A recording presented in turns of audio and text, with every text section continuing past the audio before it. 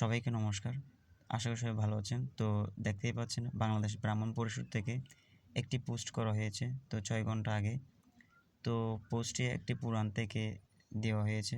তো অবশ্যই দেখতেই পাচ্ছেন মানে কি লিখা আছে এবং ওই ব্রাহ্মণ ঠাকুর মানে যে পোস্টটি দিয়েছে ওইখানে লিখা আছে দেখুন। এ দেখেন নিচে দেখেন শৈব, বৈষ্ণব, শাক্ত, সৌর ও গাণপত্য এই পঞ্চ সম্প্রদায়ের মধ্যে যিনি হন না কেন নিচে দেখুন একটু করে হে পার্বতী মদ্য মাংস ব্যতীত পূজা নিষ্ফল হইবে।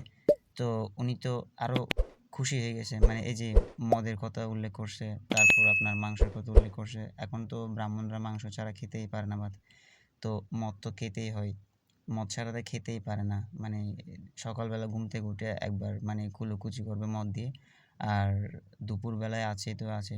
তো এখন মদের কথা যখন বললো, মাংসের কথা যখন বললো, ব্রাহ্মণ ঠাকুরমশাই তো আরও খুশি। এখন অনেক দিন তো মানে সাত্ত্বিকভাবে পুজো করছি, এখন হচ্ছে মদ দিয়ে পূজা করি, মাংস করি, মাংস খাই এই